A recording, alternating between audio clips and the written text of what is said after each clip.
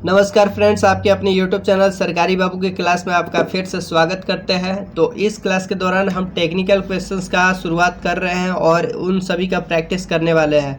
तो इसमें जितने भी ITI के ट्रेड के इलेक्ट्रीशियन हो, टर्नर हो, मशीनिस्ट हो, फिटर हो, सभी ट्रेड के स्टूडेंट के लिए काफ़ी इम्पोर्टेंट ये क्लास होने वाला है, क्योंकि जितने भी स्टूडेंट 2-4 मार्क्स के लिए अपने सिलेक्शन से दूर रह जाते हैं, तो उन सभी स्टूडेंट को मेरा एक राय रहेगा कि सभी लोग इस क्लास को अच्छे से देखें, क्योंकि हमने जितने भी क्वेश्चंस इसमें इस वीडियो के दौरान रखा हुआ है, कोई भी बुक से डायरेक्टली छपा हुआ नहीं है। ये कॉन्सेप्ट के साथ है, इन क्वेश्चंस का सभी का तैयार किया हुआ क्वेश्चंस है। इसमें थोड़ा मेरा ज़्यादा मेहनत लगा है, तो इसलिए आप लोग से रिक्वेस्ट रहेगा कि आप लोग सभी क्वेश्चंस का खुद से पहले प्रैक्टिस करें, और आपको कहीं क्वेश्चंस में डाउट लगता है तो आप कमेंट करें, और आपका कॉन्सेप्ट हम क्लियर करने वाला है इस सभी क्वेश्चंस के द्वारा।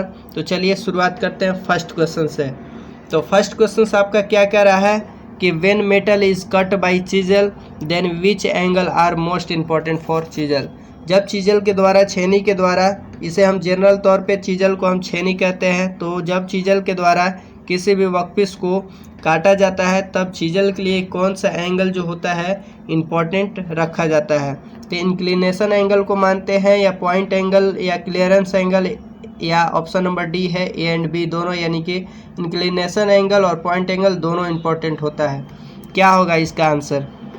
तो इसका आंसर जो होगा ऑप्शन बी होगा, पॉइंट एंगल होगा। और पॉइंट एंगल क्यों होगा, तो चलिए बात करते हैं। तो आप जानते हैं कि अलग अलग स्ट्रेंथ वाले मटेरियल के लिए, अलग अलग हार्डनेस ऑफ मटेरियल के अकॉर्डिंग ही हम पॉइंट एंगल ऑफ चीजल का निर्धारित करते हैं। इसमें आप यहाँ से देख सकते हैं कि अलग अलग मटेरियल के लिए अलग अलग पॉइंट एंगल रखा जाता है। ठीक है, तो पहले एक लाइन में जल्दी से समझ लेते हैं कि inclination angle, point angle, clearance angle क्या होता है। ये उन स्टूडेंट के लिए है जिनका थोड़ा सा कॉन्सेप्ट क्लियर नहीं होता है, तो वो स्टूडेंट थोड़ा सा अच्छे से ध्यान देंगे। तो देखिए, किसी भी वर्कपीस को जब हम काटते हैं किसी चीजल के द्वारा, तो वहाँ अलग अलग तरह का एंगल निर्धारित किया जाता है। तो जिस चीजल के द्वारा हम काटते हैं किसी भी वर्कपीस को, उसका पॉइंट एंगल जो होता है स्ट्रेंथ ऑफ मटेरियल पे डिपेंड करता है। अगर मटेरियल का हार्डनेस ज़्यादा है तो पॉइंट एंगल का मान ज़्यादा रखते हैं। अगर सॉफ्टनेस ऑफ मटेरियल ज़्यादा है, यानी कि मटेरियल ज़्यादा सॉफ्ट है, तो उसके लिए पॉइंट एंगल कम रखते हैं। तो ठीक है, और पॉइंट एंगल पर ही आपका इंक्लिनेशन एंगल निर्भर करता है, और इंक्लिनेशन एंगल पर आपका रैक एंगल और क्लियरेंस एंगल निर्भर करता है। क्या होता है क्लियरेंस एंगल, क्या होता है रैक एंगल, सभी पॉइंट को समझते हैं। क्लियरेंस एंगल जो होता है आपका, ये क्लियरेंस एंगल है, इसे हम वाइट के द्वारा दर्शाते हैं, पिंक के द्वारा। तो यहाँ से क्लियरेंस एंगल जो होता है वर्कपीस के टॉप सरफेस और काटे जाने वाले चीजल के bottom surface, cutting point of chisel, bottom surface of cutting point of chisel के बीच का एंगल होता है। क्लियरेंस एंगल कहाँ से कहाँ होता है, तो टेंजेंट ऑफ वर्कपीस, यानी कि वर्कपीस का जो टॉप सरफेस होता है उसे हम टेंजेंट कहते हैं। टेंजेंट और काटे जाने वाले चीजल के कटिंग पॉइंट के जो बॉटम सरफेस होता है, ये बॉटम सरफेस, इन दोनों के बीच के एंगल को हम क्लियरेंस एंगल कहते हैं। आप भली बात ही जानते हैं, इसे अल्फा के द्वारा निर्धारित किया जाता है। जो पॉइंट एंगल होता है, पॉइंट एंगल किसे कहते हैं, तो पॉइंट एंगल जो होता है आपका काटे जाने वाले चीजल के टॉप सरफेस और bottom surface, top surface bottom surface जो भी हम बोल रहे हैं, तो ये क्या है, चीजल के कटिंग पॉइंट की बात कर रहे हैं, ना कि ये इसका जो बॉडी है इसका टॉप सरफेस और इसका बॉटम सरफेस नहीं। जो इसका कटिंग पॉइंट है, इस कटिंग पॉइंट को टॉप सरफेस और बॉटम सरफेस के बीच के एंगल को क्या कहते हैं, पॉइंट एंगल कहते हैं। ठीक है, और रेक एंगल क्या होता है, तो रेक एंगल हम कहते हैं कि कोई भी जब वर्कपीस पर 90 डिग्री का एक एक्सिस डाला जाता है, जिसे हम नॉर्मल कहते हैं, तो नॉर्मल और काटे जाने वाले चीजल के कटिंग पॉइंट के टॉप सरफेस के बीच के एंगल को, जिसे हम गामा के द्वारा यहाँ दर्शाया गया है, उसे हम रैक एंगल कहते हैं। अब एंगल ऑफ इंक्लिनेशन एंगल क्या होता है, तो एंगल ऑफ इंक्लिनेशन एंगल जो होता है, ये जिसे हम झुकाव कोण कहते हैं, तो इसे हम एक्सिस के ऑफ चीजल, यानी कि चीजल के मिडिल वाले जो एक्सिस होता है, इस एक्सिस और टेंजेंट ऑफ वर्कपीस, यानी कि टॉप सरफेस ऑफ वर्कपीस और एक्सिस ऑफ चीजल के बीच का जो एंगल होता है इसे हम एंगल ऑफ इंक्लिनेशन एंगल कहते हैं।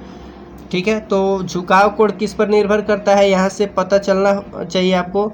झुकाव कोण जो है पॉइंट एंगल पर निर्भर करता है। पॉइंट एंगल किस पर निर्भर करता है, तो काटे जाने वाला जो आपका ये वर्कपीस का क्वालिटी है, हार्डनेस है, टफनेस है, इस पर निर्भर करता है। अलग अलग मटेरियल, अलग अलग हार्डनेस ऑफ मटेरियल, अलग अलग टफनेस ऑफ मटेरियल के अकॉर्डिंग हम पॉइंट एंगल का मान अलग अलग रखते हैं। ये BIS के अनुसार हर मटेरियल के लिए अलग अलग पॉइंट एंगल निर्धारित किया गया है, उसे हम देखते हैं। और यहाँ से आपको समझना होगा कि एंगल ऑफ इंक्लिनेशन एंगल किस पर निर्भर करता है, पॉइंट एंगल पर। तो इसलिए काटे जाने वाला जो चीजल होगा हमारा, उसके लिए मेन यानी कि मोस्ट, यहाँ बोला गया है कि मोस्ट इम्पोर्टेंट यानी सबसे ज़्यादा अत्यधिक आवश्यक एंगल कौन सा है चीजल के लिए, तो ओनली केवल पॉइंट एंगल है, ना कि आपका ऑप्शन डी हो जाएगा A एंड B दोनों। क्योंकि पॉइंट एंगल आपका सही होगा तो एंगल ऑफ इंक्लिनेशन एंगल आपका सही हो जाएगा। तो कैसे होता है एंगल ऑफ इंक्लिनेशन एंगल निर्धारित कैसे किया जाता है, यहाँ से अब समझते हैं। देख रहे हैं आप यहाँ कि अलग अलग मटेरियल के लिए अलग अलग आपका पॉइंट एंगल रखा गया है। जैसे कि हाई कार्बन स्टील के लिए 65 डिग्री है, कास्ट आयरन के लिए 60 डिग्री, माइल्ड स्टील के लिए 55 डिग्री, ब्रास के लिए 50 डिग्री और कॉपर के लिए 45 डिग्री, एल्युमिनियम के लिए 30 डिग्री। तो यहाँ से याद करने का पॉइंट एंगल अलग अलग मटेरियल के लिए कितना होगा, तो उसके लिए याद करने के लिए एक मेरे फ्रेंड है उनके द्वारा बताया गया था, तो आपको याद रख लेना है। यहाँ से हक्कम बक्का एक ट्रिक है, क्योंकि ये ट्रिक कहाँ से निकला, तो देखिए हाई कार्बन स्टील का फर्स्ट लेटर, कास्ट आयरन का फर्स्ट लेटर, सभी का फर्स्ट लेटर जब आप देखेंगे तो यहाँ से बनता है ह क म बक्का, हक्कम बक्का। तो हक्कम बक्का याद कर लेना है। और यहाँ से हाई कार्बन स्टील के लिए 65 डिग्री आप याद कर लेंगे, सब में से 5 डिग्री घटा देंगे तो 65 के बाद 60, 60 के बाद 55, 55 के बाद 50, इस तरह से आपको याद कर लेना है। यहाँ से आपको ध्यान देना है कि हार्डनेस ऑफ मटेरियल जैसे बढ़ता है, हार्डनेस ऑफ मटेरियल आपका बढ़ेगा तो पॉइंट एंगल का भी मान बढ़ता है, पॉइंट एंगल का भी मान बढ़ता है। जैसे जैसे सॉफ्टनेस ऑफ मटेरियल बढ़ेगा, यानी कि जितना ज़्यादा देख रहे हैं यहाँ से आप कि मटेरियल सॉफ्ट होते जा रहा है तो पॉइंट एंगल का मान यहाँ से घटते जा रहा है। तो आप कह सकते हैं कि पॉइंट एंगल हार्डनेस के अकॉर्डिंग बढ़ते जाता है और सॉफ्टनेस के अकॉर्डिंग घटते जाता है। एंगल ऑफ इंक्लिनेशन एंगल हमेशा निर्धारित किया जाता है पॉइंट एंगल के अकॉर्डिंग, ठीक है। और इसलिए काटे जाने वाले चीजल के लिए केवल पॉइंट एंगल ही आपका सबसे मेन एलिमेंट होता है, मेन एंगल होता है, क्योंकि angle of inclination angle point angle पर निर्भर करता है। कैसे निर्भर करता है, यहाँ से ध्यान दीजिए, इन दोनों के बीच में रिलेशन क्या है, यहाँ से ध्यान दीजिए। 65 डिग्री को जब हम आप हाफ करके 7 डिग्री जोड़ देंगे तो आपका एंगल ऑफ इंक्लिनेशन एंगल प्राप्त होता है। ये एक के लिए नहीं है बल्कि सब के लिए है। जैसे कि आपको 50 को अगर हाफ करते हैं तो आ जाएगा आपका 25, 25 में 7 जोड़ेंगे तो आपका आ जाएगा 32 डिग्री। यानी कि आप कह सकते हैं एंगल ऑफ इंक्लिनेशन एंगल हमेशा पॉइंट एंगल पर निर्भर करता है, ठीक है। तो इसको हाफ करके जैसे जैसे आप 7 जोड़ देंगे तो इसका एंगल ऑफ इंक्लिनेशन एंगल प्राप्त हो जाता है। एंगल ऑफ इंक्लिनेशन एंगल जो होता है बढ़ते जाता है जैसे जैसे आपका पॉइंट एंगल बढ़ते जाएगा। तो पॉइंट एंगल बढ़ते जाएगा तो आपका झुकाव कोण भी बढ़ते जाएगा, पॉइंट एंगल घटेगा तो आपका झुकाव कोण भी घटते जाता है। अब यहाँ से देखते हैं कि जो झुकाव कोण आपका होता है, यहाँ से अगर आपका जो झुकाव कोण है, अगर आप इसका मान घटाते हैं, जैसे कि चीजल इतना पर अभी है, चीजल इतना पर है, अगर चीजल को घटा करके हम चीजल को झुका करके यदि हम चीजल को इस पॉइंट पर ला देते हैं तो यहाँ से झुकाव कोण आपका कम हो जाएगा। तो झुकाव कोण जैसे ही कम हो जाएगा तो आपका क्लियरेंस एंगल का भी मान घट जाता है। जैसे ही क्लियरेंस एंगल का मान घटता है तो आपका रैक एंगल का मान बढ़ जाता है। तो यहाँ से आप कह सकते हैं clearance angle of chisel, rack angle of chisel एक दूसरे के उल्टा होता है। एंगल ऑफ इंक्लिनेशन एंगल झुकाव कोण हमेशा समानुपाती होता है, यानी कि डायरेक्टली प्रोपोर्शनल होता है क्लियरेंस एंगल पर। क्लियरेंस एंगल और रैक एंगल हमेशा निर्भर करता है झुकाव कोण पर। जैसे झुकाव कोण हम बढ़ाएंगे तो क्लियरेंस एंगल बढ़ता है, रैक एंगल घटता है, और जैसे ही झुकाव कोण कम करेंगे तो क्लियरेंस एंगल का भी मान कम हो जाएगा और रैक एंगल का मान ऐसे बढ़ जाएगा। तो आप तीनों के बीच संबंध समझ गए। तो इसलिए हम कह सकते हैं कि कोई भी काटे जाने वाले मटेरियल के लिए चीजल का जो होता है मेन पॉइंट एंगल ही सिर्फ इम्पॉर्टेंट होता है। पॉइंट एंगल आपका पता रहेगा तो आप झुकाव कोण का पता लगा सकते हैं। जैसे कि आपने यहाँ से निकाला था कि इसमें हाफ करके 7 जोड़ दिए थे यहाँ से, तो आपका झुकाव कोण प्राप्त हो गया था। इसी तरह से आप देख लिए कि हार्डनेस बढ़ाने पर आपका पॉइंट एंगल बढ़ता है, सॉफ्टनेस बढ़ाने पर आपका पॉइंट एंगल घटता है। नेक्स्ट यहाँ से एक आता है कि यदि आपका निर्धारित किया जाता है जब इंक्लिनेशन एंगल फिक्स है, पॉइंट एंगल भी फिक्स रखा जाता है, तो इसके अकॉर्डिंग आपका क्लियरेंस एंगल का भी मान यहाँ से कोई ना कोई वैल्यू फिक्स निकलता है। इस पर भी आगे चर्चा करेंगे। तो यदि हम आवश्यकता से अधिक क्लियरेंस एंगल का मान बढ़ा देते हैं तभी आपका दिक्कत हो सकता है। अगर क्लियरेंस एंगल का मान यदि आवश्यकता से कम कर देते हैं, अत्यधिक कम कर देते हैं, फिर भी आपका दिक्कत होता है। तो इन दिक्कतों को भी देखते हैं कि क्या दिक्कत होता है, क्या डिफेक्ट आता है। तो यदि हम यहाँ से देखते हैं कि क्लियरेंस एंगल काफ़ी ज़्यादा अगर कम कर देते हैं, कह रहा है क्वेश्चन, यहाँ से कॉन्सेप्ट कह रहा है कि if the clearance angle is too low, यदि काफ़ी कम कर देते हैं तब द रेक एंगल इंक्रीज, तब रेक एंगल का मान आपका यहाँ से क्या हो जाएगा, यहाँ से रेक एंगल बनेगा top cutting point of chisel, top surface of chisel and normal to the work piece. तो इन दोनों के बीच जो रैक एंगल आपका बनेगा, तो यहाँ से क्या होगा, जब चीजल आपका घट जाएगा, नीचे झुक जाएगा, तब आपका रैक एंगल का मान बढ़ जाएगा। और क्या होगा कि cutting angle can not penetrate, इसमें कटिंग एज जो है इसका चीजल का इसमें धंसेगा नहीं। और क्या होगा कि चीजल स्लिप करने लगेगा, आगे की ओर स्लिप करने लगेगा और इसमें गड़ेगा नहीं। तो इसलिए हमें क्लियरेंस एंगल को देखते हुए सही तरह से जो आपका झुकाव कोण होता है उसी के अकॉर्डिंग रखना चाहिए, जैसे कि आपका क्लियरेंस एंगल फिक्स हो सके, सही वैल्यू पर सेट हो सके। इसलिए आवश्यकता से अधिक आपको झुका करके चीजल को चलाना नहीं है। यहाँ से क्वेश्चन भी आता है कि यदि आप क्लियरेंस एंगल का मान काफ़ी कम कर देते हैं तो क्या होगा, कि आपका वर्कपीस में जो चीजल है पेनेट्रेट नहीं होगा, धंसेगा नहीं और चीजल आपका स्लिप करने लगेगा। तब क्या होगा जब चीजल को आवश्यकता से अधिक आप झुकाएंगे नहीं, मतलब ज़्यादा खड़ा कर देंगे, तब क्या दिक्कत हो सकता है, ये भी क्वेश्चन पूछते हैं। तो एग्जामिनर ये भी क्वेश्चन पूछते हैं कि क्लियरेंस एंगल का मान काफ़ी यदि हम बढ़ा देते हैं, यहाँ से क्लियरेंस एंगल का मान काफ़ी बढ़ा देते हैं, यानी झुकाव कोण का मान यदि ज़्यादा कर देते हैं, तब क्या दिक्कत होगा। तब क्या होता है कि एक ही जगह पर हमारा जो चीजल है गड्ढा करने लगेगा, धंसने लगेगा और चीजल आवश्यकता के अनुसार आगे नहीं बढ़ेगा, आवश्यकता से अधिक मटेरियल हटाने लगेगा हमारा, और चीजल जो है एक ही जगह पर गड्ढा करने लगता है। तो वही सब चीज़ यहाँ लिखा गया है, ठीक है। और जैसे ही यहाँ झुकाव कोण का मान हम बढ़ाते हैं तो आपका क्लियरेंस एंगल भी बढ़ जाता है, लेकिन उसके दौरान क्या होता है, यहाँ से नॉर्मल के बीच जो आपका रैक एंगल बनता है, यहाँ इसका मान कम होने लगता है, ठीक है। तो बढ़ने के दौरान क्या डिफेक्ट होगा और घटने के दौरान क्या डिफेक्ट होगा, दोनों को देख लिए। नेक्स्ट क्वेश्चन क्या आता है, नेक्स्ट क्वेश्चन ध्यान दीजिए। नेक्स्ट क्वेश्चन कह रहा है कि फॉर सॉफ्ट मेटल, देखिए जो भी स्टूडेंट को यह सब थ्योरी पता है, कॉन्सेप्ट आपका क्लियर है, तो सिर्फ आप क्वेश्चंस करते जाइए, क्योंकि क्वेश्चंस आपके लिए बहुत ही इंपॉर्टेंट है। आप आगे का क्वेश्चंस जितने भी देखेंगे तो आपको मज़ा आएगा, अच्छा लगेगा, क्योंकि सभी रटे रटाए क्वेश्चन कोई भी नहीं है, सब कॉन्सेप्ट के द्वारा तैयार किया हुआ है। यहाँ से देखेंगे सेकेंड क्वेश्चन कह रहा है कि for soft metal point angle of chisel is, soft metal के लिए जो होता है आपका पॉइंट एंगल क्या रखा जाता है।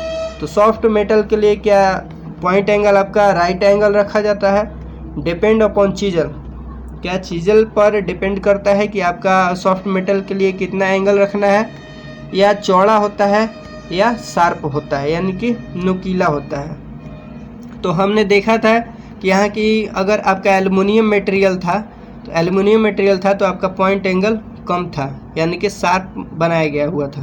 तो यहाँ से आपका जो आंसर हो जाएगा कि for soft metal point angle of chisel क्या हो जाएगा, शार्प हो जाएगा, क्योंकि पॉइंट एंगल ऑफ चीजल, कभी भी चीजल का आप पॉइंट एंगल जो ये होता है कम करेंगे तो आपका क्या होता है, पॉइंट एंगल कम करेंगे तो आपका कटिंग एज जो होता है शार्प बन जाता है, और शार्प बनने की वजह से थोड़ा थोड़ा ये क्या होता है, कमज़ोर भी हो जाता है। तो इसलिए मटेरियल के हार्डनेस के अकॉर्डिंग ही आपको पॉइंट एंगल रखना है। अगर आप जैसे कि यहाँ से समझिए एक और डिफेक्ट हो सकता है कि अगर आप सॉफ्ट मेटल है जैसे कि एल्युमिनियम या कॉपर ही है, अगर उसके लिए आप पॉइंट एंगल ज़्यादा वाला चीज़ल यूज़ करते हैं, जिसका पॉइंट एंगल ज़्यादा रख लेते हैं और उसका यूज़ करते हैं, तब क्या आपका डिफेक्ट हो सकता है।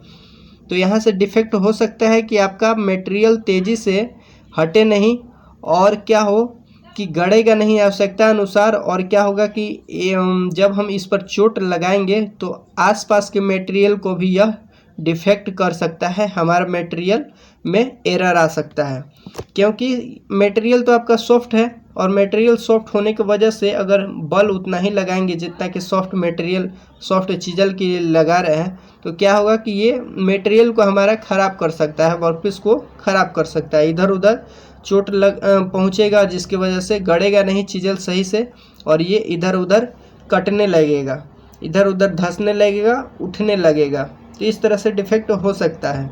यहाँ से ये भी डिफेक्ट हो सकता है कि यदि आपका मटेरियल कोई भी है, वर्कपीस है आपका, यहाँ कोई भी आपका मान के चलिए ये वर्कपीस हो गया, अगर ये हार्ड मटेरियल है, अगर इसके लिए हम तो याद रखे हैं कि और BIS कहता है कि हार्ड मटेरियल के लिए पॉइंट एंगल का मान अधिक रखना है।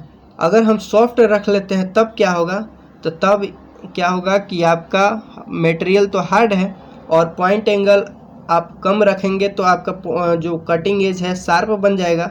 शार्प होने की वजह से आपका पॉइंट एंगल का जो है पॉइंट है आपका जो शार्प हो जाएगा, शार्प होने की वजह से ये कमज़ोर हो जाएगा, और कमज़ोर होने की वजह से जैसे ही आप हार्ड मटेरियल पर चोट लगाएंगे, मटेरियल को हटाने का कोशिश करेंगे, तो आपका क्या होगा कि पॉइंट ही टूट जाएगा, आपका चीज़ल का जो पॉइंट है वही ख़राब हो जाएगा, वही टूट जाएगा और मटेरियल काट नहीं पाएगा। इसलिए हार्ड मटेरियल के लिए पॉइंट एंगल अधिक रखते हैं और सॉफ्ट मटेरियल के लिए पॉइंट एंगल कम रखते हैं। तो इसलिए जो राइट आंसर होगा कि सॉफ्ट मेटल के लिए पॉइंट एंगल ऑफ चीज़ल जो होता है शार्प होता है, चौड़ा तो होगा नहीं, चौड़ा किसके लिए होगा, हार्ड मटेरियल के लिए होगा। डिपेंड अपॉन चीज़ल पर निर्भर नहीं करता है, क्योंकि चीज़ल का पॉइंट एंगल निर्भर करता है वर्कपीस पर, ठीक है। तो इसका पॉइंट एंगल चीज़ल पर निर्भर क्यों करेगा, क्योंकि सभी चीज़ल तो सेम मटेरियल का होता है, हाई कार्बन स्टील का, तो जबकि इसका ही पॉइंट एंगल वर्कपीस पर निर्भर करता है, इसका जो चीज़ल पे निर्भर नहीं करता है। राइट एंगल तो होता नहीं है। ज़्यादा से ज़्यादा एल्युमिनियम के लिए जो पॉइंट एंगल होता है 30 डिग्री होता है, 90 डिग्री किसी के लिए नहीं होता है, ठीक है। 90 डिग्री अगर रखेंगे तो क्या होगा कि आगे तो जो आपका चीज़ल है, अगर वो कोई वर्कपीस है तो इस पर 90 डिग्री जैसे हम रखेंगे तो ये तो क्या होगा कि एक ही जगह तो गड्ढा करेगा, ये तो आगे मटेरियल को हटाएगा नहीं। तो नेक्स्ट क्वेश्चन देखते हैं, इसका आंसर क्या हो जाएगा, डी हो जाएगा, शार्प हो जाएगा। नेक्स्ट क्वेश्चन देखते हैं। देख रहे हैं कि एक क्वेश्चन को सॉल्यूशन कराने के दौरान आपको 3-4 क्वेश्चंस का भी रिवीजन हो जा रहा है। तो इस तरह से हम सभी क्वेश्चंस को देखने वाले हैं, और आपको यदि क्वेश्चन समझ में आ रहा है, कॉन्सेप्ट क्लियर अच्छा लग रहा है, तो इस चैनल को सब्सक्राइब कर लीजिएगा यदि चैनल पर आप फर्स्ट बार आए हुए हैं तो, और यदि वीडियो आपको अच्छा लग रहा है तो वीडियो को लाइक कर लीजिएगा, ठीक है। चलिए थर्ड क्वेश्चन देखते हैं। थर्ड क्वेश्चन भी थोड़ा मज़ेदार है कि इसमें क्वेश्चन कह रहा है कि in chisel value of point angle 50 degree, point angle जो चीज़ल का होता है उसका 50 डिग्री मान दिया है, एंड इंक्लिनेशन एंगल यानी झुकाव कोण का मान जो दिया है 32 डिग्री दिया है। तब रैक एंगल ऑफ चीज़ल यानी रैक एंगल का मान बताना है। आप खुद से कैलकुलेट कीजिए, और आपको हम बताए थे कि ये कोई नॉर्मल है, ये वर्कपीस का टॉप सरफेस है। तो यहाँ अगर हम यहाँ से हम चीज़ल लेते हैं तो इसके एक्सिस अलग अलग कलर बनाते हैं, इसके एक्सिस और वर्कपीस के टॉप सरफेस के बीच का एंगल जो होता है इंक्लिनेशन एंगल होता है। तो आप खुद से कैलकुलेट कीजिएगा, इसका सोल्यूशन हम कर रहे हैं। इंक्लिनेशन एंगल का मान कितना दिया हुआ है, 32 डिग्री यहाँ दिया हुआ है, ठीक है। चीज़ल का पॉइंट एंगल कर रहा है 50 डिग्री, यानी point angle top surface of chisel और बॉटम सरफेस ऑफ चीज़ल के बीच का ये पॉइंट एंगल हुआ, जिसका मान दिया हुआ है 50 डिग्री।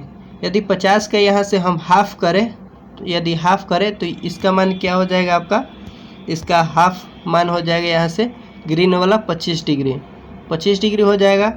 यहाँ से आपका हो गया 25 डिग्री और ये 32 डिग्री, तो 32 डिग्री हो गया आपका। और यानी कि जब इधर 25 डिग्री हुआ तो इधर भी आपका 25 डिग्री हो जाएगा, हाफ हाफ। तो यहाँ से 32 डिग्री आपका हो गया, यहाँ से 25 डिग्री, दोनों को जोड़ देंगे तो कितना हो जाएगा आपका 5 2 7 और 3 2 5 यानी कि 57 डिग्री। टोटल यहाँ से टोटल आपका एंगल जो है, वैल्यू जो है यहाँ से और यहाँ तक का कितना हो गया टोटल 57 डिग्री। यहाँ से इंक्लिनेशन एंगल 32 डिग्री और ऊपर का 25 डिग्री जोड़ देंगे तो 57 डिग्री हो गया। यदि हम यहाँ से नॉर्मल यानी कि 90 डिग्री में से यहाँ से एंगल के बीच कितना है तो 90 डिग्री है। अगर 90 डिग्री में से 57 डिग्री घटा देते हैं, 57 डिग्री घटा देते हैं तो आपका यहाँ से आपका मान जो है ये रेक एंगल का मान पता चल जाएगा। ठीक है, तो इसलिए हम क्या करेंगे कि 57 डिग्री को 90 डिग्री में से जब हम घटा देंगे तो यहाँ से कितना आ जाएगा तो 3, और 8 में से 3 गया तो बचा, 8 में से 5 गया तो बचा 3, यानी कि 33 डिग्री आपका यहाँ से राइट आंसर हो जाएगा। Option number B, rake angle का मान निकल जाएगा। तो यहाँ से आपको इस तरह से when metal are removed by chisel and metal is brass then rake angle is dash dash then clearance angle. कह रहा है कि जब कोई मेटल को चिजल के द्वारा हटाया जाता है और जो मेटल हटाया जा रहा है वो ब्रास का मटेरियल है, तब rake angle dash dash then clearance angle, यानी कि रेक एंगल बड़ा होगा क्लियरेंस एंगल से कि रेक एंगल छोटा होगा क्लियरेंस एंगल से, या दोनों बराबर होता है, क्या होता है। तो यहाँ से देखिए क्वेश्चन तो छोटा है, लेकिन इस क्वेश्चन को करने के लिए आपको क्या करना होगा कि ब्रास के लिए जो rack angle and clearance angle दोनों का आपको फाइंड आउट करना होगा। और फाइंड आउट करेंगे तभी तो आपको पता चल पाएगा कि रैक एंगल बड़ा होता है या क्लियरेंस एंगल बड़ा होता है। तो आपको याद होगा कि हक्कम बक्का हमने याद कराया था ट्रिक, हक्कम बक्का, यानी कि बस ब्रास के लिए पता करना था। हाई कार्बन स्टील के लिए होता है 65 डिग्री 60 डिग्री, माइल्ड स्टील के लिए 55 डिग्री, और यहाँ से ब्रास के लिए क्या हो जाएगा आपका 50 डिग्री। यानी कि 50 डिग्री जब आपका पॉइंट एंगल पता रहेगा तो इंक्लिनेशन एंगल का मान आप निकाल लेंगे। तो झुकाव कोण का मान कैसे निकलता है, तो इसका हाफ करके आप क्या करते हैं इसमें 7 जोड़ देते हैं, यानी कि 25 हो जाएगा इसका हाफ, और 25 में 7 जोड़ेंगे तो आपका 32 आपका हो जाएगा झुकाव कोण। तो झुकाव कोण निकल गया 32 डिग्री और angle of point angle 50 degree. तो यहाँ से क्लियरेंस एंगल कैसे निकालेंगे ध्यान दीजिए, 50 और 32 निकला है, यहाँ से ध्यान देना होगा। जैसे कि आपका कोई यहाँ से ये वर्कपीस हो गया, ये वर्कपीस हो गया, अगर आपका यहाँ से पॉइंट एंगल है, ये मान के चलिए आपका पॉइंट एंगल है, सॉरी देख लीजिए, यहाँ से आपका ये पॉइंट एंगल है, ये पॉइंट एंगल है आपका, ये पॉइंट एंगल है। ठीक है, तो इसका मान हमारा कितना निकला था कि 50 डिग्री, कितना था ब्रास के लिए 50 डिग्री। ठीक है, यहाँ से झुकाव कोण का मान कितना हो जाएगा, झुकाव कोण का मान हमारा कितना निकला था 50 हो गया था, हाफ करके 7 जोड़े थे, तो 25 + 7 7 5 12 32 डिग्री आपका निकला था झुकाव कोण। तो यहाँ से क्लियरेंस एंगल और रेक एंगल का मान कैसे निकलता है, तो जब हम यहाँ से आप क्या करेंगे कि 50 का हाफ हो जाएगा 25, यहाँ से 25 एंगल इधर हो गया, इधर 25 हो गया, तो अगर हम 32 में से झुकाव कोण में से हाफ ऑफ पॉइंट एंगल का मान घटा देते हैं, 25 घटा देंगे तो हमारा क्या निकल जाएगा, ये आपका निकल जाएगा क्लियरेंस एंगल। तो 32 में से 25 गया तो कितना बचा 7 डिग्री आपका क्लियरेंस एंगल निकल गया। तो क्लियरेंस एंगल का मान कितना निकला आपका 7 डिग्री निकला। अब यहाँ से रेक एंगल का मान कितना निकलेगा, तो रेक एंगल निकालने के लिए क्या करेंगे कि यहाँ 25 ऊपर का और यहाँ से नीचे का 32, 25 और 32 जोड़ेंगे तो आपका निकल जाएगा कितना 3 2 5 यानी कि 57 डिग्री। ठीक है, यहाँ से 57 डिग्री निकल गया। तो जैसे ही हम 90 में से आप 57 डिग्री घटाएंगे तो आपका रेक एंगल का मान ये पता चल जाएगा। तो क्लियरेंस एंगल का मान पता चल गया 7 डिग्री, और रेक एंगल का मान के लिए 90 डिग्री में से 57 घटाएंगे तो 3 60 70, 80, 90 यानी कि 30, 3, 33 डिग्री आपका निकल जाएगा रैक एंगल। यानी कि आप कह सकते हैं कि रैक एंगल जो होता है क्लियरेंस एंगल से यहाँ बड़ा होगा। कब? जब ब्रास के लिए हम मटेरियल हटाएंगे। तो यहाँ से रैक एंगल का मान कितना निकल गया? 33 डिग्री है, जबकि क्लियरेंस एंगल का मान 7 डिग्री निकला। इसलिए रैक एंगल ग्रेटर देन हो जाएगा क्लियरेंस एंगल। तो ग्रेटर देन यानी ऑप्शन नंबर बी हो गया। तो आप देखें कि 5 नंबर क्वेश्चन है स्मॉलर ग्रेटर, लेकिन स्मॉलर होगा कि ग्रेटर होगा इसको फाइंड आउट करने के लिए आपको पूरा वैल्यू याद रखना बहुत ही ज़रूरी है। इसलिए फर्स्ट बार आपको हमने जो चार्ट बताया है उस चार्ट को आपको किसी तरह से रट्टा मार जाना है। वहाँ से हमेशा क्वेश्चंस पूछा जाता है। अगर आपको वैल्यू नहीं याद रहेगा तो आप क्वेश्चन नहीं कर पाएंगे। यहाँ से पॉइंट एंगल का मान केवल आपको याद रखना है। यहाँ से आप किसी भी मान को याद रख सकते हैं। कैसे रख सकते हैं आपको बता दिया हमने। नेक्स्ट क्वेश्चन देखते हैं। नेक्स्ट क्वेश्चन 6 नंबर है। 6 नंबर क्वेश्चन है कि is clearance angle of chisel is same for all general metal like aluminium, brass, copper, mild steel etc। यानी कि जितना भी चार्ट के द्वारा जनरल मेटल दर्शाया गया था तो उसके लिए क्या क्लियरेंस एंगल सबके लिए सेम होता है? तो क्लियरेंस एंगल सेम होता है। तो आपके लिए क्लियरेंस एंगल सेम होता है या डिफरेंट होता है? तो उसके लिए क्या करेंगे आप? तो सबके लिए क्या क्लियरेंस एंगल का मान अब निकाल करके चेक करेंगे। तो आपको बता दें कि आप निकाल करके खुद से चेक कर लीजिएगा। सबके केस में आपका क्लियरेंस एंगल का मान आता है हमेशा 7 डिग्री ही आएगा। ठीक है, हमेशा 7 डिग्री आता है क्लियरेंस एंगल का मान, चाहे कोई भी मेटल हो, आपका aluminium, brass, copper, mild steel हो। तो आई होप कि आपको ये सारे क्वेश्चंस नए ही लग रहे होंगे। आप चीजल को भले ही कितने बार पढ़े होंगे, लेकिन इस तरह से क्वेश्चन से यदि आप नहीं सोच पा रहे थे तो ध्यान दीजिए इस सभी क्वेश्चंस पर। तो यहाँ से आपका जो क्लियरेंस एंगल का मान होता है हमेशा हर कंडीशन में सेम होता है। यस इज क्लियरेंस एंगल, ये क्वेश्चन कह रहा है कि क्लियरेंस एंगल क्या सबके लिए सेम होता है? तो यस सेम होता है। या depend on point angle, point angle पर निर्भर करेगा? तो नहीं, पॉइंट एंगल चाहे कोई भी हो आप देख लीजिएगा आपका हमेशा 7 डिग्री ही निकल करके आपका क्लियरेंस एंगल का मान सेम आएगा सबके लिए। No it depend on quality of material, नहीं यह मटेरियल के क्वालिटी पर निर्भर करता है क्लियरेंस एंगल। तो क्वालिटी पर अगर आपका क्वालिटी अगर अलग अलग है मटेरियल का तो उसके लिए तो अलग अलग आपका पॉइंट एंगल होगा। तो पॉइंट एंगल न निर्भर करता है क्वालिटी ऑफ मटेरियल पर, लेकिन क्लियरेंस एंगल हमेशा सेम ही आएगा 7 डिग्री। अभी ब्रास के लिए हमने 7 डिग्री देखा था, एक और पे प्रैक्टिकल करके देख लेते हैं। जैसे कि एल्युमिनियम के लिए चलिए देखते हैं। तो एल्युमिनियम के लिए पॉइंट एंगल 30 डिग्री होता है। तो यहाँ से एक ड्राइंग बनाते हैं पहले। ये हो गया आपका नॉर्मल और ये आपका टेंजेंट हो गया, यानी कि वर्क पीस का टॉप सरफेस आपका टेंजेंट कहलाता है। ये टेंजेंट हो गया। तो यहाँ से जब हम कोई भी चीज़ल को बनाते हैं और इसका पॉइंट एंगल कितना था? 30 डिग्री था। तो यहाँ से आपका 30 डिग्री हो जाएगा।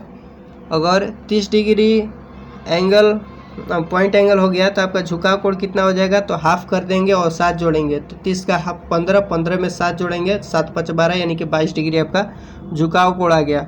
अगर यहाँ से पॉइंट एंगल आपका 30 डिग्री था तो हाफ पॉइंट एंगल कितना हो जाएगा यहाँ से? तो हाफ पॉइंट जो एंगल यहाँ से हो जाएगा आपका कितना हो जाएगा? तो 15 डिग्री।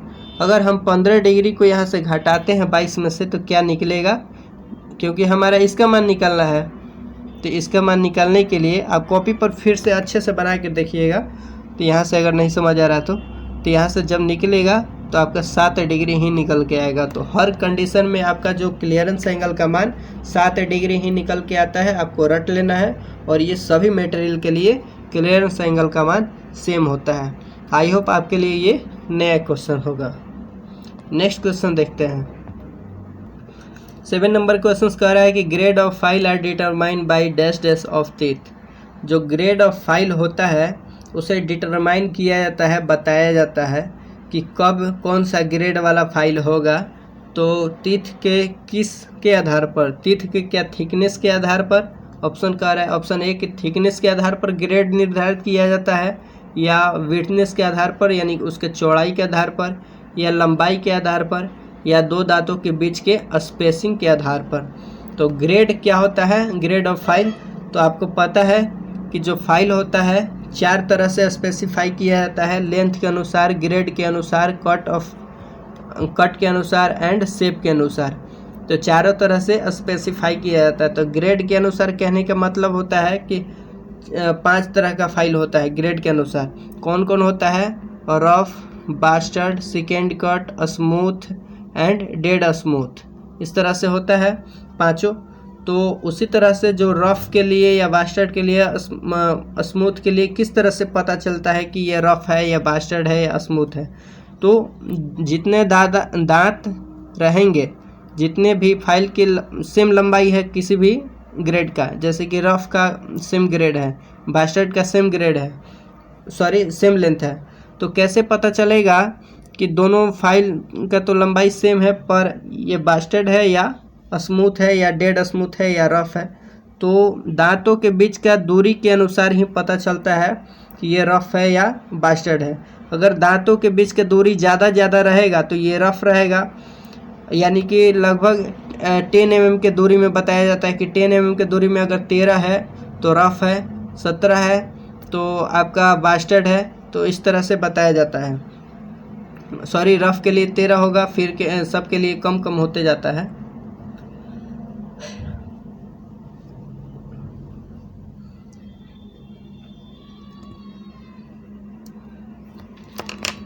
सेवन नंबर क्वेश्चन है कि grade of file are determined by dash dash of teeth.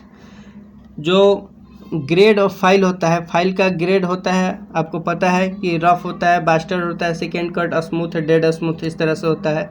और फाइल को 4 तरह से स्पेसिफाई किया जाता है, लेंथ के आधार पर, ग्रेड के अनुसार, ग्रेड के आधार पर, कट के अनुसार और शेप के अनुसार। 3-4 तरह से फाइल को स्पेसिफाई किया जाता है। उसी में से एक है ग्रेड। तो जो फाइल का ग्रेड बताया जाता है कि ये जो है फाइल है किस ग्रेड का है, रफ है या बास्टर्ड है, सेकेंड कट है या स्मूथ है या डेड स्मूथ है। तो कौन सा फाइल है ये बताने के लिए जो टीथ के बीच जो ज़रूरी होता है वो दांते से हम पता लगाते हैं। टीथ की लंबाई से पता नहीं चलता है, विड्थनेस से पता नहीं चलता है और थिकनेस से पता नहीं चलता है। अगर दांत सेम लंबाई है, जैसे कि कोई भी फाइल है, ये एक फाइल है और इसके बीच का अगर दांतों के बीच का दूरी ज़्यादा है तो वो रफ होगा, अगर इससे थोड़ा सा कम होगा तो बास्टर्ड होगा। तो इस तरह से हम बताते हैं कि अगर टीथ जो कट इस पे लगे होते हैं, जो दांतें होते हैं, इनके बीच का अगर दूरी ज़्यादा रहेगा तो रफ रहेगा, कम रहेगा तो बास्टर्ड रहेगा, उससे भी कम रहेगा तो स्मूथ रहेगा। तो ये सब निर्धारित किस पर करते हैं, तो स्पेसिंग ऑफ टीथ पर निर्भर करता है। ठीक है, तो ग्रेड ऑफ फाइल किस पर निर्भर करता है, स्पेसिंग ऑफ टीथ पर निर्भर करता है। उसी से इसे बताया जाता है कि कौन सा ग्रेड का फाइल है। अलग अलग तरह का अलग अलग फाइल होता है, तो अलग अलग ग्रेड का, तो उसको भी हम समझ लेते हैं कि किस ग्रेड का प्रयोग कहाँ करते हैं थोड़े से जल्दी से। तो यहाँ से आप देख सकते हैं दिया गया है कि लेंथ, यहाँ से कह रहा है कि file grade determined by spacing of teeth. देखिए इसका क्वेश्चन यहाँ से बना था और इसका आंसर यहाँ से आप देख सकते हैं।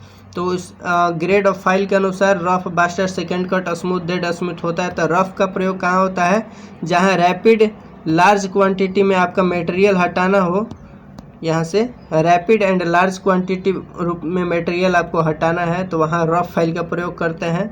और ये रफ फाइल जो होता है सॉफ्ट मटेरियल या कास्टिंग किए हुए मटेरियल के लिए प्रयोग किया जाता है। तो आपको ये सारे पॉइंट याद रखना है, सभी प्रीवियस ईयर के किसी न किसी एग्जाम में ये सारे क्वेश्चन पूछे ही गए हैं। बास्टर्ड का प्रयोग कहाँ करते हैं, तो हैवी रिडक्शन ऑफ मटेरियल। इस लाइन को याद रखना है आपको कि हैवी रिडक्शन ऑफ मटेरियल कहता है कि required heavy reduction of material. तो व्हाट फाइल आर रिक्वायर्ड, तो विच फाइल इज़ रिक्वायर्ड, तो वहाँ से आप बोलेंगे कि बास्टर्ड फाइल का प्रयोग करते हैं हैवी रिडक्शन ऑफ मटेरियल के लिए। नेक्स्ट आता है रफ बास्टर्ड के लिए समझ गए। आता है एक स्मूथ फाइल। यहाँ से आप देख रहे हैं कि स्मूथ फाइल है। स्मूथ फाइल का प्रयोग कहाँ करते हैं, स्मॉल क्वांटिटी मटेरियल हटाना है और आपको अच्छा से फिनिश करना है। स्मॉल क्वांटिटी, बिल्कुल स्मॉल क्वांटिटी हटाना है। और आप ये सब यूज़ किए होंगे तो आपको याद होगा। और गुड फिनिशिंग करने के लिए आपको कहें तब आप स्मूथ फाइल का प्रयोग करेंगे। अगर आपको कोई भी वर्कपीस के नज़दीक साइज लाना है, कोई भी नज़दीक साइज में लाना है, तो देखिए हमने छोड़ दिया था यहाँ से रफ बास्टर्ड, फिर होता है सेकेंड कट। तो रफ बास्टर्ड के बाद सेकेंड कट होता है और इसका प्रयोग करते हैं कि कोई भी वर्कपीस आप बना रहे हैं उसके साइज़ के नज़दीक अब लाना है, ज़्यादा मटेरियल हटाना था, रफ बास्टर्ड का प्रयोग आपने कर लिया। अब आपको साइज़ के नज़दीक में जाना है फाइलिंग करते करते, तब वहाँ आपको यूज़ करना चाहिए सेकेंड कट फाइल। इसका प्रयोग कहाँ करते हैं? फिनिशिंग साइज़ के नज़दीक लाने के लिए, ठीक है। और स्मूथ का प्रयोग आप देख लिए कि बहुत ही कम मटेरियल हटा करके फिनिशिंग करना है, तब आप स्मूथ फाइल का प्रयोग करेंगे। तो ये इसका लास्ट में प्रयोग करते हैं। अगर कोई प्रिसीजन इंस्ट्रूमेंट बना रहे हैं या कोई भी बहुत ही प्रिसीजन वर्कपीस बना रहे हैं और उसमें बहुत ही सुपर फिनिशिंग की ज़रूरत है, बिल्कुल आपको सुपर फिनिशिंग चाहिए, तो वहाँ किस तरह का फाइल का प्रयोग करते हैं आप? तो यहाँ प्रयोग करेंगे डेड स्मूथ फाइल का प्रयोग करते हैं। क्या कहाँ करते हैं? Accurate size with high degree finish, high degree of finish, यहाँ बहुत ही हाई डिग्री ऑफ फिनिश करने की ज़रूरत है, वहाँ डेड स्मूथ का प्रयोग करेंगे। तो समझ लिए रफ का प्रयोग रैपिडली लार्ज क्वांटिटी के लिए, बास्टर्ड का प्रयोग हैवी रिडक्शन ऑफ मटेरियल के लिए, सेकेंड कट का प्रयोग जहाँ साइज का नज़दीक लाना हो वहाँ, स्मूथ का प्रयोग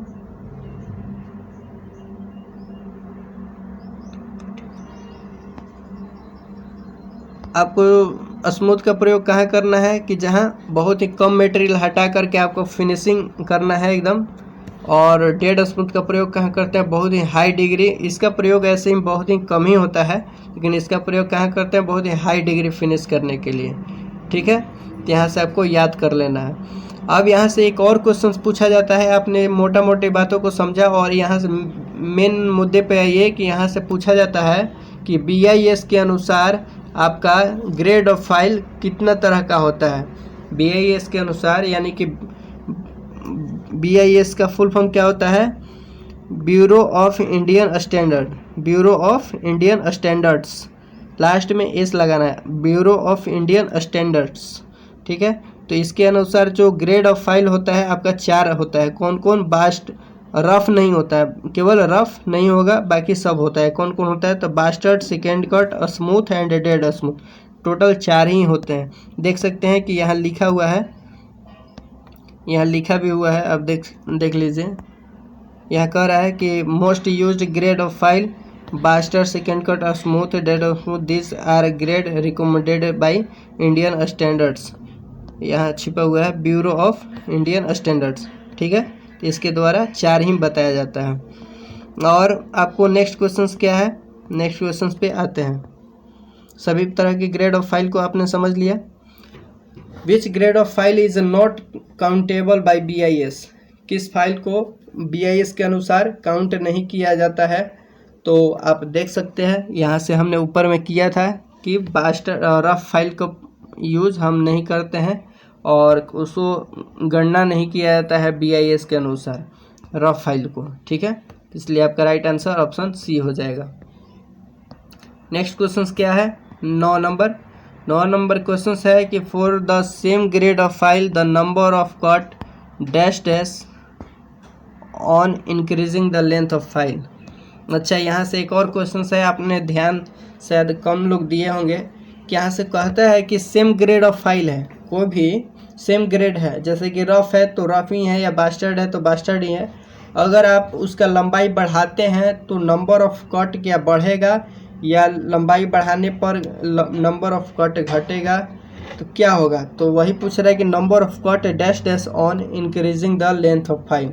कोई भी सेम ग्रेड है, जैसे कि रफ ही मान लिए कि कोई रफ ग्रेड का फाइल है आपका, एक 150 mm का है और एक 200 mm का है, तो क्या 150 से 200 जैसे ही हम लंबाई इसका बढ़ाएं, increasing the length of file कह रहा है कि जैसे ही हम बढ़ा दिए तो क्या नंबर ऑफ कट भी क्या होगा, बढ़ेगा या घटेगा, या कोई भी प्रभाव नहीं पड़ेगा, या हमेशा नंबर ऑफ कट जो होगा सब में सेम रहेगा, चाहे कोई भी लंबाई का हो, 150 का, 200 का, 300 का, 350 का, कोई भी लंबाई का हो, क्या सब में नंबर ऑफ कट सेम रहेगा? तो यहाँ से आपका जो आंसर होगा कि लंबाई बढ़ाने पर आपका नंबर ऑफ कट घट जाता है। ऑप्शन आपका बी आंसर सही हो जाएगा कि number of cut decrease on increasing the length of file. इसे यहाँ से देख सकते हैं, यहाँ से देख सकते हैं आप, यह कह रहा है कि देख रहे हैं कि ग्रेड ऑफ फाइल दिया हुआ है, number of cut over the length of 10 mm। 10 mm के लंबाई में जितना नंबर ऑफ कट होता है उससे निर्धारित हम करते हैं कि ये कौन सा ग्रेड का है। अगर 10 mm के दूरी में जैसे कि 150 mm का कोई भी लंबाई का कोई भी आपका वर्क ये फाइल है, तो उसमें अगर आपका 10 mm के दूरी में अगर 8 नंबर ऑफ कट है तो ये रफ है। अगर 8 से ज़्यादा हो जाएगा तो जैसे ही आपका तीत ज़्यादा हो जाएगा यानी उनके बीच का स्पेस कम हो जाएगा, तो स्पेस कम हो जाएगा तो वो क्या कहला जाएगा, बास्टर्ड कहला जाएगा। उससे भी और नज़दीक दांते कटे रहेंगे, 150 mm में ही लंबाई सेम रहेगा और नंबर ऑफ कट बढ़ जाएंगे, यानी कि पहले 13 था उससे 17 हो गया, तब आपका सेकेंड कट कहला जाएगा। इस तरह से जैसे जैसे आपका स्पेस ऑफ टीथ बढ़ते जाता है तो आपका रफनेस बढ़ते जाता है, स्पेस ऑफ टीथ घटते जाता है यानी कि नंबर ऑफ कट बढ़ते जाएगा, स्पेस ऑफ टीथ घटते जाएगा, तब आपका स्मूथनेस ऑफ फाइल बढ़ते जाएगा। तो इन सभी कॉन्सेप्ट को एक दूसरे से रिलेट करके समझ लेना है। और यहाँ से आप देख सकते हैं कि लंबाई जैसे जैसे बढ़ रहा है, जैसे 150 से 200 हुआ, 250 हुआ, 300 हुआ, तो रफ ग्रेड का ही तो फाइल था, लेकिन उसमें क्या हुआ, नंबर ऑफ कट घटते चला गया। यहाँ लंबाई बढ़ते चला गया, यहाँ नंबर ऑफ कट घटते चला गया, 8 से 7 हो गया, 6 हो गया, 5 हो गया। उसी प्रकार यदि बास्टर्ड में भी देख रहे हैं कि पहले 150 का था तो फिर अगर इसका लंबाई बढ़ा दिए 200 हो गया, 250 हो गया या 300 हो गया, तो यहाँ से क्या हो रहा है कि नंबर ऑफ कट घटते जा रहा है। तो सेम ग्रेड वाले फाइल में लंबाई बढ़ाने पर नंबर ऑफ कट घटते जाता है, एक दूसरे का उल्टा होता है। यहाँ से हमने लिख भी दिया है कि number of teeth is inversely proportional to, यानी व्युत्क्रमानुपाती होता है लंबाई के, लेकिन कब, सेम ग्रेड ऑफ फाइल होना चाहिए। अगर बास्टर्ड है तो बास्टर्ड रहे, रफ रहे तो रफ रहे, सेकेंड है तो सेकेंड कट रहे। ठीक है, नेक्स्ट क्वेश्चन देखते हैं। नेक्स्ट क्वेश्चन कह रहा है कि in double cut file which cut has more number of teeth.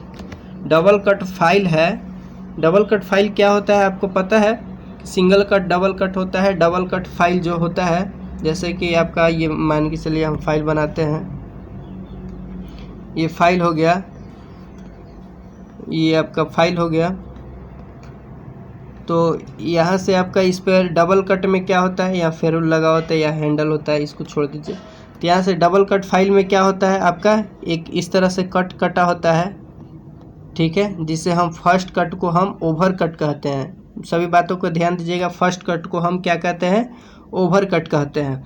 तो जिसका एंगल कितना होता है, 70 डिग्री होता है, जिसका एंगल कितना होता है, 70 डिग्री होता है। अगर सेकेंड कट इस पर लगाते हैं, ये फर्स्ट कट हो गया, अब इस पर हम जैसे ही सेकेंड कट लगाते हैं तो इस तरह से जो सेकेंड कट लगता है तो इसे हम अप कट कहते हैं। क्या कहते हैं, अप कट कहते हैं, अप कट कहते हैं। फर्स्ट वाला जो कट था इसे ओवर कट कहते हैं, सेकेंड वाला जो कट इस पे लगा इसे हम अप कट कहते हैं।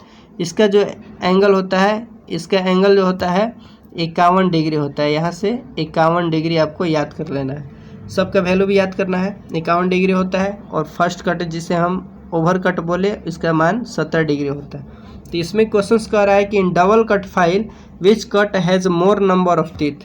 तो आपको पता रहे कि अप कट कहाँ होता है, ओवर कट कहाँ होता है, तभी इसका आप आंसर बता पाएंगे। तो डबल कट फाइल में क्या होता है, किसका नंबर ऑफ कट ज़्यादा होता है, तो किस कट का, तो आपका होता है ओवर कट का, यानी आपका ऑप्शन नंबर बी आपका सही हो जाएगा कि ओवर कट जो होता है, जिसे हम फर्स्ट कट बोले थे, फर्स्ट कट को ओवर कट, इसका नंबर ज़्यादा होता है। और इसका जो अप कट होता है आपका, इसका थोड़ा नंबर 2 या 3 दांते का संख्या कम होता है कंपेयर टू फर्स्ट कट, यानी कि ओवर कट से। तो अप कट कम होता है, ओवर कट ज़्यादा होता है। ठीक है, नेक्स्ट क्वेश्चन देखते हैं। इसका राइट आंसर क्या हो जाएगा, double cut which cut has more number, ज़्यादा ही पूछा है तो ज़्यादा हो जाएगा ओवर कट के लिए। ठीक है, नेक्स्ट क्वेश्चन देखते हैं। नेक्स्ट क्वेश्चन क्या है, यहाँ से देख सकते हैं जितने भी हमने बातों को बोला था कि यहाँ लिखा हुआ कि फर्स्ट कट रो टीथ को क्या कहते हैं, ओवर कट कहते हैं, इसे ओवर कट कहा जाता है। एंड एंगल इसका होता है 70 डिग्री। अदर कट जो कटता है डायगोनल इस पर, उसे अप कट कहते हैं, जिसका एंगल होता है 51 डिग्री। और ये ज़्यादा मटेरियल हटाने के लिए डबल कट का प्रयोग कहाँ करते हैं, इसे भी आपको याद रखना है कि सॉफ्ट मटेरियल पर ज़्यादा मटेरियल हटाना है तो वहाँ हम डबल कट का प्रयोग करते हैं। डबल कट जो होता है सिंगल कट के कंपेयर में ज़्यादा मटेरियल हटाने के लिए प्रयोग किया जाता है। और सॉफ्ट मटेरियल के लिए सिंगल कट का प्रयोग करते हैं, और डबल कट का प्रयोग हम सिंगल कट की अपेक्षा ज़्यादा हार्डनेस ऑफ मटेरियल वाले पर डबल कट का प्रयोग करते हैं। सिंगल कट का प्रयोग कहाँ करते हैं, सॉफ्ट मटेरियल पर, लेकिन सिंगल कट की अपेक्षा डबल कट जो होता है ज़्यादा मटेरियल ज़्यादा फास्ट हटाता है, ज़्यादा मटेरियल नहीं, ज़्यादा तेज़ी से हटाएगा। ठीक है, नेक्स्ट क्वेश्चन क्या है, और यहाँ से दोनों का फिगर भी देख सकते हैं कि हमने बताया था कि फर्स्ट कट जो होता है जिसे हम ओवर कट कहते हैं, इसका एंगल 70 डिग्री होता है। सेकेंड कट जो कटा होता है जिसे हम अप कट कहते हैं, इसका एंगल 51 डिग्री होता है। ठीक है, चलिए नेक्स्ट क्वेश्चन देखते हैं। नेक्स्ट क्वेश्चन है कि what is the shape of curve cut file. जो कर्व कट फाइल होता है उसका शेप किस तरह का होता है। तो कर्व कट का फाइल जो होता है इसका आंसर आप बताएंगे, तो इसका आंसर जो हो जाएगा ऑप्शन बी हो जाएगा, फ्लैट होता है। जो आपका कर्व कट होता है इसका जो शेप होता है फ्लैट होता है। कर्व कट कौन होता है, तो जो आपका single cut, double cut, curve cut, रास्प cut, जो कट के आधार पर फाइल होता है उसी का बात कहा गया है। तो ये कर्व कट किस तरह का होता है, यहाँ से आप देखेंगे कर्व कट आपका इस तरह का होता है कि फ्लैट फाइल होता है, जनरली फ्लैट फाइल होता है, लेकिन इस पर दांते जो कटा होता है इस तरह से कर्व में कटा होता है, तो इसे हम कर्व कट फाइल कहते हैं। तो ये फ्लैट शेप में, ओनली फ्लैट शेप में होता है, लेकिन इस पर दांता जो कटा होता है ये कर्व रूपी कटा होता है। ठीक है, इसका प्रयोग कहाँ करते हैं, तो जहाँ इसका प्रयोग करते हैं वो डीप मटेरियल हटाता है, और ये हमेशा फ्लैट शेप में होता है। यहाँ लिखा हुआ है देखिए, फ्लैट शेप में होता है। और ऊपर में भी कुछ बात लिखा हुआ है कि इसका प्रयोग ज़्यादातर सॉफ्ट मटेरियल के लिए करते हैं, जैसे कि aluminium, tin, copper and plastic, इन सभी के लिए इसका प्रयोग किया जाता है। डीपर कटिंग कटता है, जब इसका प्रयोग हम करते हैं तो ये डीप में कट करके मटेरियल को ज़्यादा हटाता है। और ये जो होता है, यहाँ से आपको बहुत ही अच्छा पॉइंट है, याद रखना है कि द सिलेक्शन ऑफ फाइल का सिलेक्शन जो आप करते हैं, तो जो जिस मटेरियल पर आपको जिस तरह से काटना है, तो काटे जाने वाले मटेरियल के आधार पर आप सिलेक्शन ऑफ फाइल करते हैं। अगर ज़्यादा मटेरियल हटाना है, जैसे सॉफ्ट मटेरियल है, ज़्यादा मटेरियल हटाना है तो आप सिंगल कट का प्रयोग करेंगे, कम हटाना है तो डबल कट का प्रयोग करेंगे। तो किस पर निर्भर करता है किस फाइल का आप प्रयोग कर रहे हैं, तो मटेरियल टू बी फाइल्ड, जिस मटेरियल पर आप फाइल करके मटेरियल हटाने वाले हैं उस पर निर्भर करता है।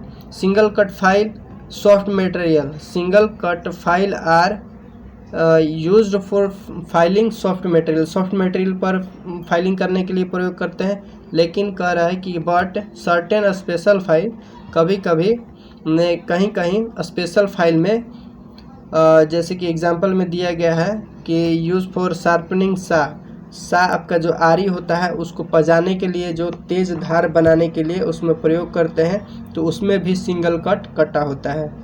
ठीक है, ऐसे जनरली यूज़ करते हैं कहाँ, सॉफ्ट मटेरियल के लिए, लेकिन कभी कभी सर्टेन टाइम यानी कभी कभी शार्पनिंग यानी कि आरी के दांतों को तेज करने के लिए भी इसका प्रयोग कर लिया जाता है।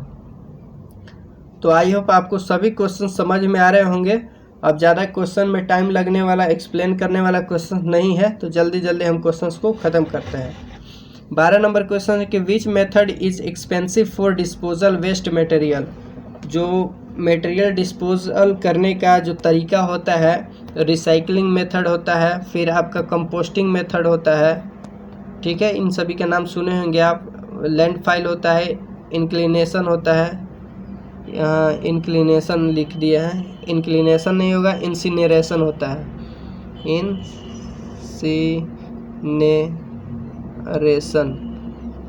इंसिनरेशन होता है। ठीक है, तो रिसाइकलिंग, कंपोस्टिंग, लैंडफिलिंग एंड इंसिनरेशन। तो क्या होता है रिसाइकलिंग में क्या करते हैं कि जैसे कि आपका कोई बोतल हो गया तो वेस्ट मटेरियल हो गया, तो उसका प्रयोग हम करके दूसरा कुछ सामान बनाते हैं, उसका गला करके नहीं, उसका डायरेक्टली बिना गलाए बिना उसका शेप चेंज किए उसी से प्रयोग करके कुछ बना देते हैं, सजावटी कार्य में या कहीं और यूज़ किया जाता है, तो उसे हम रिसाइकलिंग करते हैं।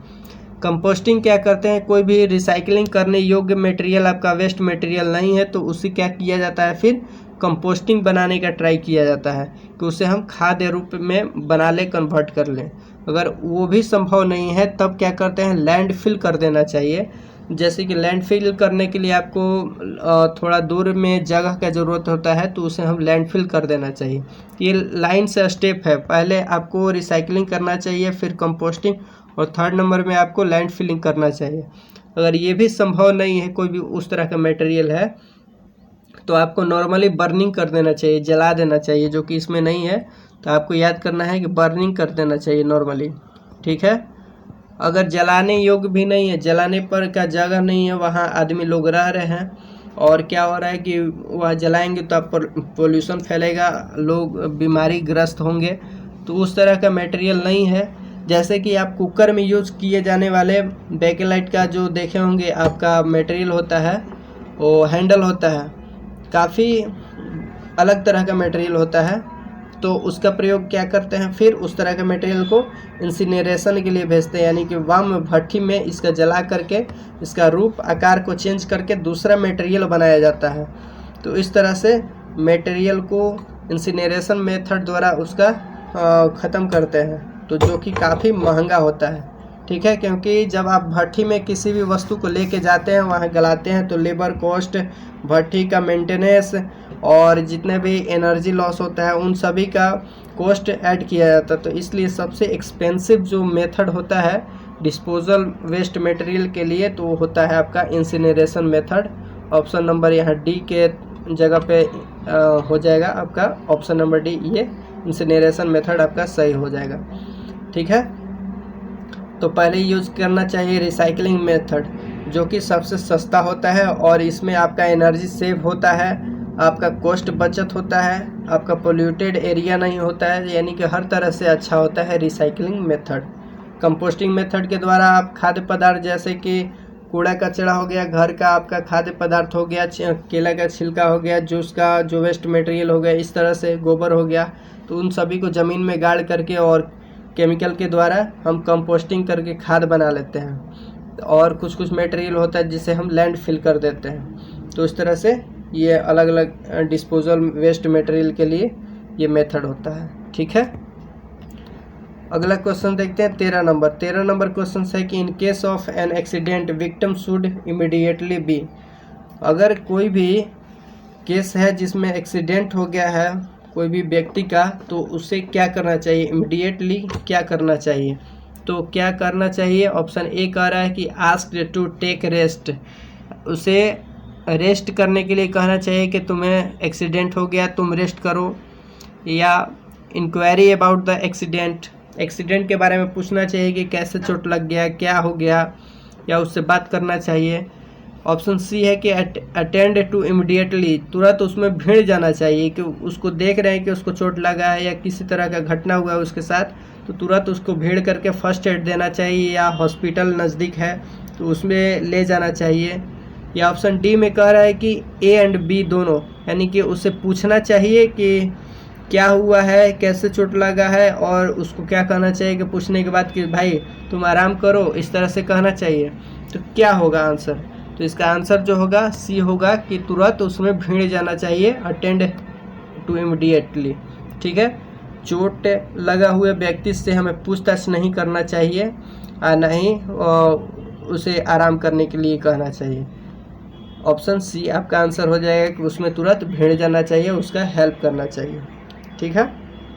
14 नंबर क्वेश्चन क्या है कि what is colour code for bin for waste pieces of cloths. आपने देखा होगा कि वेस्ट पीस मेटल का होता है या ग्लास का होता है, तो सब के लिए अलग अलग मटेरियल के लिए अलग अलग कलर कोड रखा जाता है। उसका डस्टबिन के लिए। तो उसी तरह से यहाँ पूछा गया है कि कोई भी वेस्ट पीसेस ऑफ क्लॉथ, कपड़ा का छोटा छोटा पीस है, वेस्ट मटेरियल है, कपड़ा का ही है, उसके लिए कलर कोड जो होता है बिन के लिए क्या रखा जाना चाहिए। तो ऑप्शन ए है कि ब्लू रखा जाना चाहिए, या स्काई ब्लू रखना चाहिए, या वाइट ब्लू, या ड्राई ब्लू रखना चाहिए। आपको ब्लू तो पता है कि ब्लू जो होता है पेपर के लिए होता है, लेकिन वाइट ब्लू कोई डस्टबिन का कलर नहीं है, न ही ड्राई ब्लू है। आप याद रखे होंगे, आपको पता भी होगा कि स्काई ब्लू जो होता है अदर के लिए रखना चाहिए नॉर्मली। तो किसके लिए कौन कौन से वेस्ट मटेरियल के लिए, कौन कौन तरह का वेस्ट मटेरियल के लिए कौन कौन सा कलर कोड रखा जाना चाहिए, इसके लिए हम यहाँ लिस्ट लगाए हैं। आप देख सकते हैं, यहाँ से देख सकते हैं आप कि जो पेपर के लिए ब्लू रखना चाहिए, जो आपका बीन का कलर कोड है ये दिया हुआ इधर कि पेपर के लिए ब्लू होना चाहिए। प्लास्टिक के लिए प से प्लास्टिक, प से पीला याद कर लेना है आपको। पेपर ब्लू यानी कि पेज का जो इंक जो होता है पेपर से रिलेट करके इस तरह से आप याद कर सकते हैं। मेटल के लिए रेड होता है, ग्लास के लिए ग्रीन होता है, जी से ग्लास, जी से ग्रीन। मेटल को जब हम हीट करते हैं तो ये रेड हो जाता है, तो इस तरह से आप याद कर सकते हैं।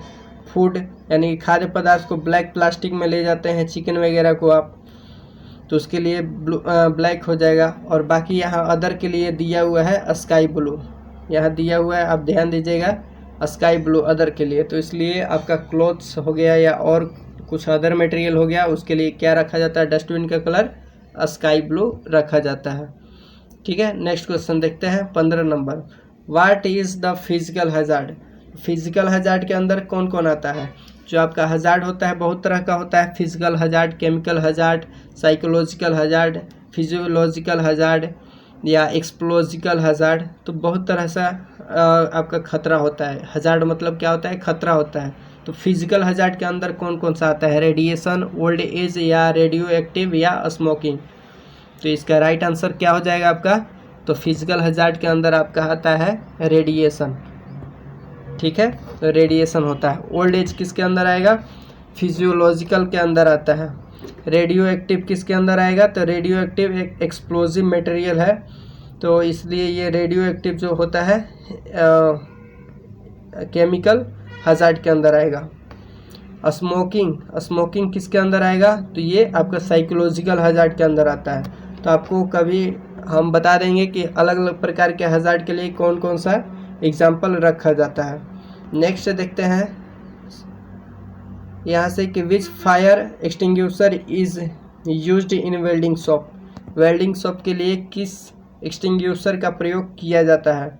यहाँ से स्पेशल जो वेल्डिंग शॉप के लिए आंसर होगा आपका CO2 होता है। कार्बन डाइऑक्साइड का प्रयोग हम वेल्डिंग शॉप में प्रयोग करते हैं, ना कि CTC या फोम टाइप या ड्राई पाउडर का प्रयोग करते हैं। 18 नंबर क्वेश्चन है कि what is the main combination of cemented carbide tool. Cemented carbide tool, देखिए इस तरह का क्वेश्चन जो है NPCL काकरा पर में पूछा गया था।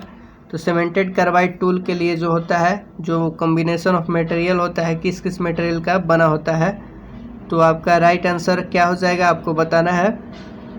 तो what is the main combination of cemented carbide tool, तो इसका राइट आंसर हो जाएगा सीमेंटेड कार्बाइड टूल के लिए होता है tungsten, titanium, cobalt. Tungsten, W से टंगस्टन, टाइटेनियम TI, और CO से कोबाल्ट। तो राइट आंसर आपका ऑप्शन ए हो जाएगा।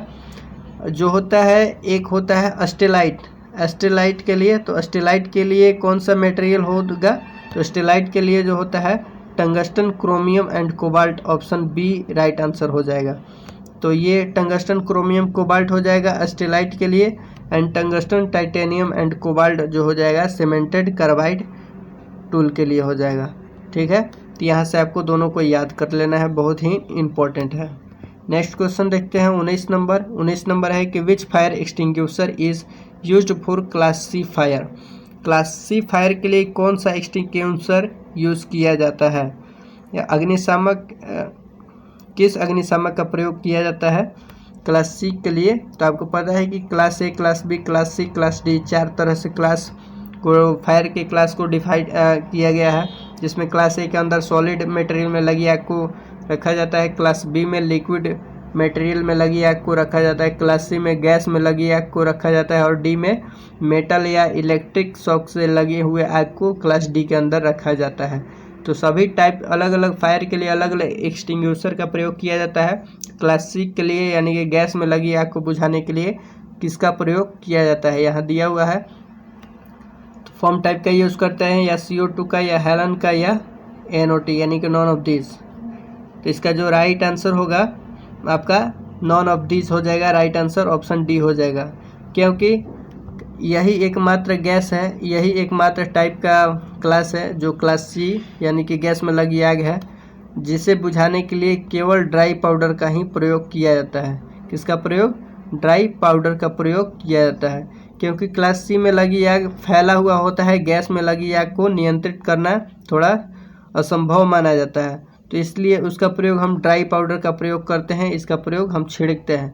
लेकिन फोम टाइप का प्रयोग यहाँ करेंगे तो इस उतना असर नहीं हो पाएगा, नहीं काम करेगा। वहाँ CO2 का भी प्रयोग नहीं करते हैं, हेलन का भी नहीं करते हैं।